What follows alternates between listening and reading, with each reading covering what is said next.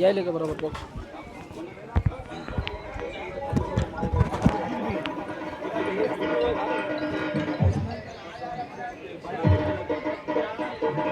जगद्गुरू तुकाराम महाराज, संपूर्ण जगाला शांतीचा संदेश देणारे महाकारुणिक तथागत भगवान बुद्ध, स्वराज्य संकल्पक मा जिजाऊ, ज्यांच्या संकल्पनेतून स्वराज्य निर्मितीसाठी शिवाजी महाराजांनी प्रेरणा घेतली आणि ज्या मातेचे संस्कार घेऊन आणि त्या संस्काराची शिदोरी घेऊन ज्यांनी त्यांच्या स्वप्नातलं स्वराज्य उभं करण्याची जिम्मेदारी आपल्या खांद्यावर घेतली, असे मोगलाच्या विरोधात अर्थात अन्यायाच्या विरोधामध्ये हातामध्ये नंगी तलवार उपसून खऱ्या अर्थानं बहुजनांचं राज्य प्रस्थापित करणारे बहुजन प्रतिपालक छत्रपती शिवाजी महाराज आणि त्यांच्या पश्चात त्यांचे स्वराज्य सांभाळणारे शिवपुत्र शंभूराजे, विद्येविना कुठल्याही आपल्या याच्यामध्ये जर देशाची जडणघडण करायची असेल, स्वतःची जडणघडण चांगल्या रीतीने करायची असेल तर शिक्षण महत्त्वाचं आहे. या शिक्षणाचं महत्त्व ओळखून विद्येविना मती गेली, मतीविना नीती गेली, नीतीविना गती गेली, गतीविना वित्त गेले, वित्ताविना शूद्र खचले, एवढे अनर्थ एका अविद्येने केले असं जगाला पटवून सांगून प्रत्येक बहुजनांच्या घराघरामध्ये प्रत्येकाच्या मुलामुलापर्यंत, मुलीपर्यंत आणि प्रत्येकाच्या घराच्या चुलीपर्यंत शिक्षण पोहोचवणारे शिक्षणाचे खरे देवता, ज्यांना मी म्हणेल महात्मा ज्योतिबा फुले आणि माता सावित्री, आपल्या पोवाड्याच्या माध्यमातून छत्रपती शिवाजी महाराज रशियापर्यंत पोहोचवणारे लोकशाहीर साहित्यरत्न अण्णाभाऊ साठे आणि या देशाच्या जडणघडणीमध्ये ज्यांनी ज्यांनी आपलं योगदान दिलं, भारतीय राज्यघटनेचे शिल्पकार डॉक्टर बाबासाहेब आंबेडकर, या सर्वांना अभिवादन करतो आणि माझे 2 शब्द सुरू करतो. छत्रपती शिवाजी महाराजांचा इतिहास सांगायचा म्हणजे आपण आज जवळपास प्रत्येकजण 40च्या पार आहे. आज छत्रपती शिवाजी महाराजांचे जवळपास 395वी जयंती आहे माझ्या अभ्यासानुसार. एखादं समजा मागं पुढं होईल तितकं काय आपण हे नाही, परंतु 395 वर्ष जरी झाले तरी छत्रपती शिवाजी महाराज नाव हे छोट्यातल्या छोट्या मुलांना सुद्धा माहीत आहे. परंतु आज आपण इथं बसलेले सर्वजण 40च्या पार आहे. आपल्याला जर आपण विचारले की आपल्याच रक्तसंबंधामधल्या आपल्या आजोबाचं नाव सांगा म्हणलं तर सर्वजण हातवरी करतील. त्यातल्या त्यात पुढं जाऊन एखाद्याला विचारले की बाबा आपल्या पंजोबाचं नाव सांगा आपल्याच रक्तसंदर्भातल्या, तर ज्यांनी ज्यांनी कास्ट व्हॅलिडिटीची फाईल टाकली त्यांना पंजोबापर्यंत नाव माहीत आहे. त्याच्याही पुढं जाऊन जर कोणी खापर पंजोबाचं नाव विचारलं तर मला नाही वाटत की इथं आपल्याला कोणाला आपल्याच रक्तसंदर्भातल्या खापर पंजोबाचं नाव माहीत आहे. परंतु एवढे वर्ष होऊन सुद्धा, शेकडो वर्षाच्या नंतर सुद्धा, की छत्रपती शिवाजी महाराजाचं नाव आज प्रत्येकाच्या ओठावर आहे. नुसतंच ओठावर नाही तर छत्रपती शिवाजी महाराजांचं नाव घेतल्याबरोबर एक प्रकारची ऊर्जा आणि प्रत्येकाचं रक्त असं सळसळतं. असं काय केलं होतं त्या माणसाने जेणेकरून आपल्याला की छत्रपती शिवाजी महाराजांची 395 वर्षाच्या नंतर जयंती साजरी करण्यासाठी आपण सर्वजण आपल्या वेळातला वेळ काढून इथं दरवर्षी आपण येतो. तर त्यांचं कार्य सांगायचं जर म्हटलं तर ज्यावेळेस शहाजीराजे हे बंगळूरला जहागीरदारीमध्ये होते माझ्या माहितीनुसार, आणि छत्रपती शिवाजी महाराज हे 19 फेब्रुवारी 1630ला शिवनेरी किल्ल्यावर त्यांचा जन्म झाला आणि 9 वर्षाच्या नंतर शहाजीराजांनी मा जिजाऊला पत्र पाठवलं की बालशिवबाला आम्ही बरेच दिवस झालं बघितलं नाही आणि तुम्ही त्यांना घेऊन बंगळूरला या.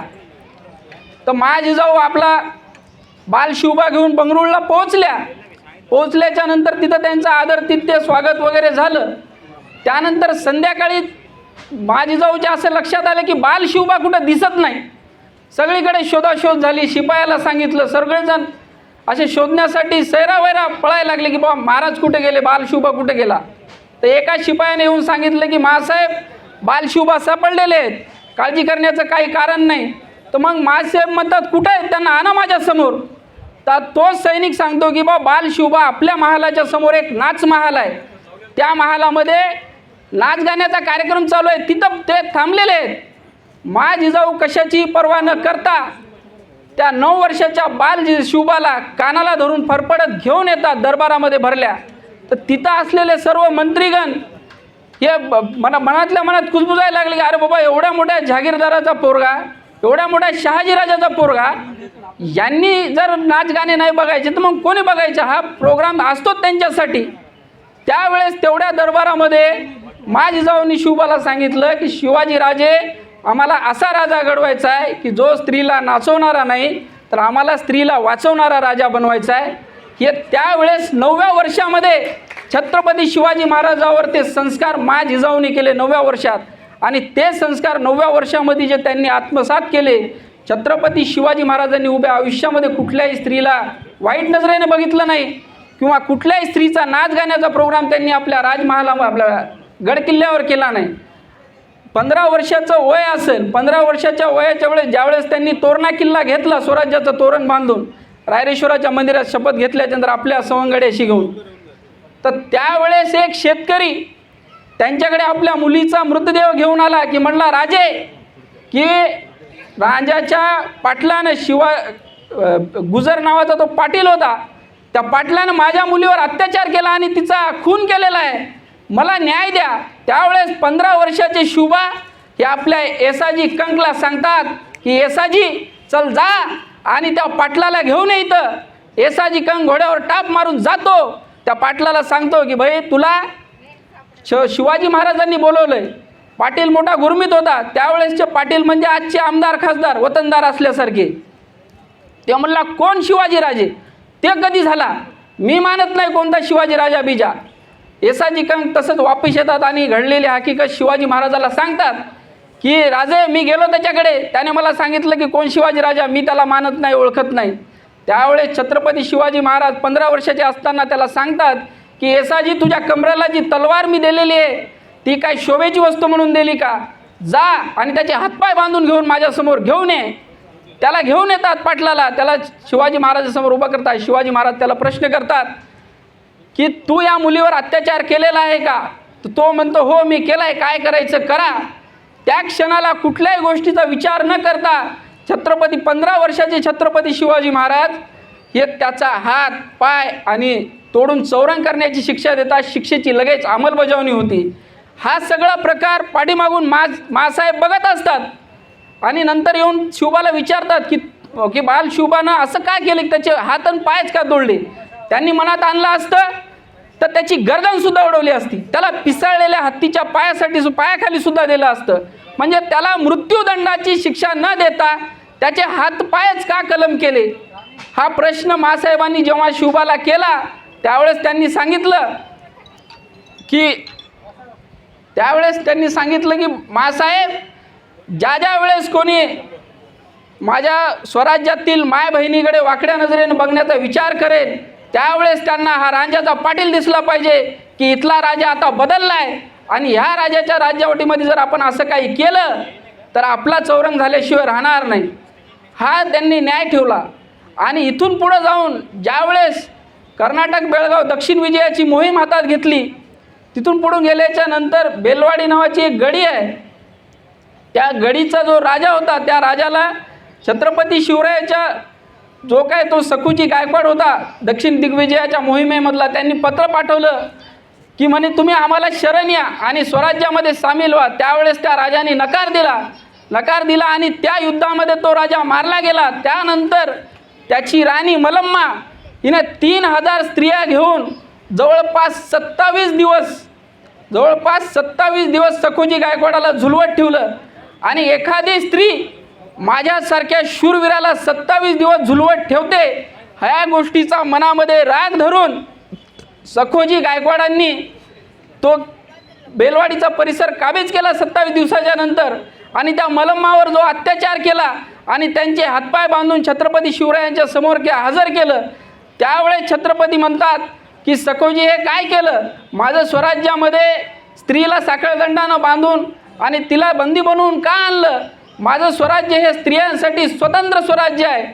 त्यावेळेस ती मलम्मा छत्रपतींना प्रश्न करते, तुम्ही जर एवढ्या मोठमोठ्या बाता करता की स्त्रियांसाठीचं स्वराज्य आहे तर तुमच्या या सखोजीने आमच्यावर अन्याय केला, अत्याचार केला. त्यावेळेस छत्रपती शिवाजी महाराज हा कुठलाही विचार न करता सखोजी गायकवाडांचे डोळे काढतात आणि जीवनभरासाठी त्याला कैदेत ठेवतात. सखोजी गायकवाड कोण होता हे जर आपणाला माहीत नसेल तर सखोजी गायकवाड हा छत्रपती शिवाजी महाराजांचा मेव्हणा होता आणि मेव्हणा म्हणजे किती जवळचा पाहुणा असते हे प्रत्येकाला माहीत आहे. पण शिवाजी महाराजांनी कधीही नातेगोत्याचा विचार केला नाही. अजून एक स्त्री संदर्भातलं उदाहरण द्यायचं झालं तर ज्यावेळेस कल्याणची मोहीम केली, कल्याणच्या सुभेदाराची सून आबाजी सोनदेव नावाच्या त्यांच्या सरदारांनी छत्रपती शिवाजी महाराजांना त्या खजान्यासोबत हजीर केली, त्यावेळेस आबाजी सोनदेवला सुद्धा छत्रपती शिवाजी महाराजांनी सांगितलं की बाबा हे असं काही आपण करायला नाही पाहिजे. त्या कल्याणच्या सुभेदाराच्या सुनेला सुद्धा आपल्या माय बहिणीचा दर्जा दिला आणि कल्याणच्या सुभेदाराला सुद्धा बाइज्जत के साथ परत पाठवलं. असे छत्रपती शिवाजी महाराजांचं चरित्र होतं जे की स्त्रियांच्यासाठी इतकं कठोर होतं. आणि आज आपण पाहतो की इथं नांदेडपासून हदगाव तालुक्यामध्ये असलेल्या तामस्यामध्ये 15 वर्षाच्या मुलीवर त्या शाळेचा मुख्याध्यापक बलात्कार करतो आणि ते आज फरार आहे. तर ही एवढी नीतिमत्ता आजच्या काळामध्ये बिघडलेली आहे. तर आपण छत्रपतीचे मावळे म्हणून आपण ही कुठंतरी आपल्यामध्ये सुधारणा केली पाहिजे. छत्रपती शिवाजी महाराजांचे सवंगडी आणि त्यांचे सहकारी हे किती इमानदार होते, किती स्वामिनिष्ठ होते याचे काही उदाहरणं. ज्या वेळेस तानाजी मालुसरे यांच्या मुलांचं लग्न होतं की बाबा रायबाचं, आणि त्याच वेळेस कोंढाण्याची जी आहे ती चढाई करायची होती.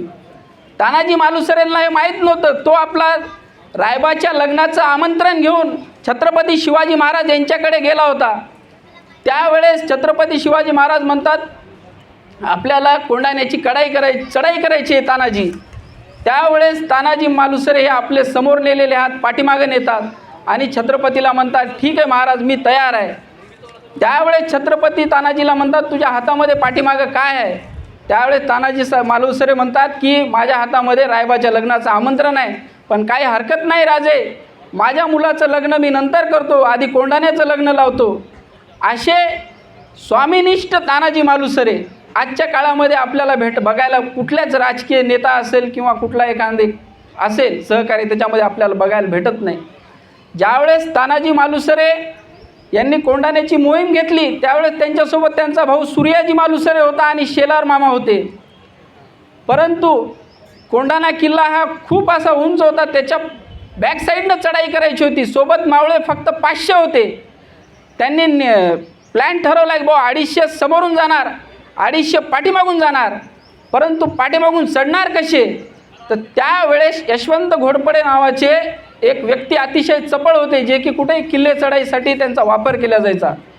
परंतु इतिहासामध्ये इतिहासकारांनी लिहित्या वेळेस यशवंती घोरपड केली आणि घोरपडीचं उदाहरण दिले की बा घोरपडवरी फेकल्या गेली तानाजींनी आणि त्याला दोरखंड बांधून 250 मावळेवरी चढले. घोरपडीची पकड ही अत्यंत मजबूत असती सगळ्याला माहीत आहे. परंतु छत्रपती शिवाजी महाराजांच्या काळातील मावळे म्हणजे काय आपल्यासारखे 50-60 किलोचे मावळे नव्हते की घोरपडीच्या साह्यानं तेवढा मोठा गड चढायला. तर ते यशवंत घोरपडे होते.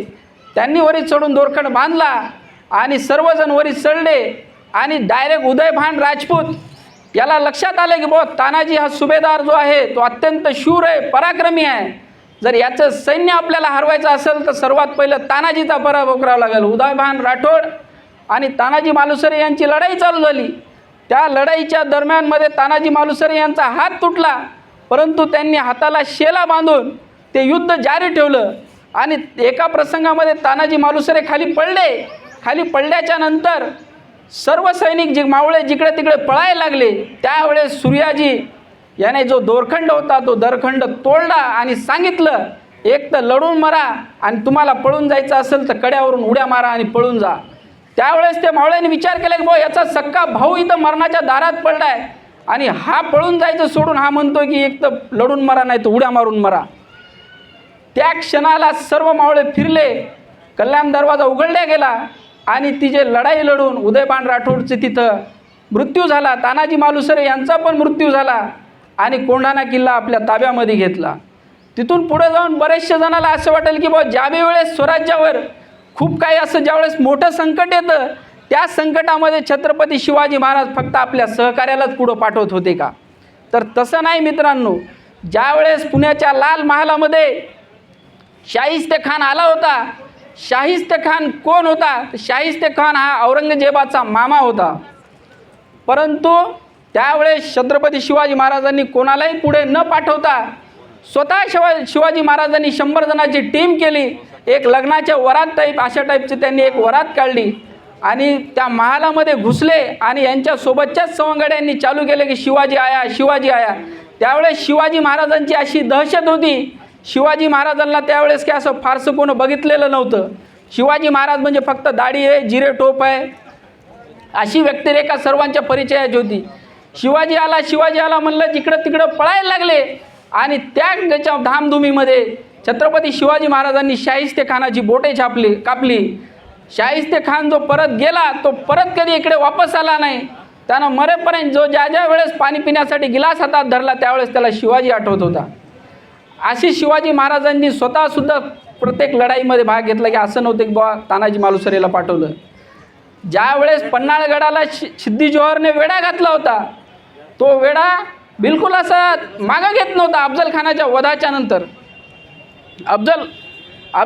वधाच्या नंतर त्यावेळेस सिद्दी जोहरच्या वेड्यातून सुटण्यासाठी शिवा काशीद नावाचा जो नावी समाजाचा माणूस होता त्याने स्वतःच्या जीवाचं बलिदान दिलं. आणि एक शेवटचं सांगतो की रायगडाची जे राजधानी बांधण्याचं काम चालू होतं ते हिरोजी इंदुलकरावर रायगडाच्या राजधानी बांधण्याचं काम सोपवलं आणि ते काम सोपवलं आणि छत्रपती शिवाजी हे दक्षिण दिग्विजयासाठी निघून गेले. राजधानी बांधायचं सांगितलं आणि काम सुरू झालं.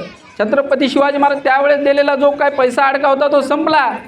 शिवाजी महाराजांच्या आता इथं नाही काय करायचं तर हिरोजींनी स्वतःचं संपूर्ण वाडा शेती वगैरे गहाण टाकली आणि गहाण टाकून तो रायगडाचं काम पूर्ण केलं. ज्यावेळेस छत्रपतींनी विचारलं की हिरोजी बांधकाम कसं झालं त्यावेळेस त्यांनी सांगितलं. आपल्यासारखं कोणी असलं सांगत होतं की महाराज एवढा खर्च झाला, हे त्याचं GSTचं बिल आहे, त्याला लावून वाढवून काय द्यायचं तर द्या. परंतु हिरोजीने सांगितलं की महाराज मला याच्या बदल्यात काही पाहिजे नाही, मला फक्त मी एक दगड तयार केला आहे, तो दगड मला रायगडाच्या पायरीवर लावायचं आहे. आणि तो दगडावर फक्त एवढंच लिहिलेलं होतं की सेवेचे ठाई तत्पर हिरोजी इंदुलकर. असे सर्व स्वामीनिष्ठ मावळे घेऊन छत्रपतींनी आपलं स्वराज्य तयार केलं. इथं मला बोलण्याची संधी जी दिली आयोजकांनी त्याबद्दल मी त्यांचा आभारी आहे. जय भीम, जय शिवराय.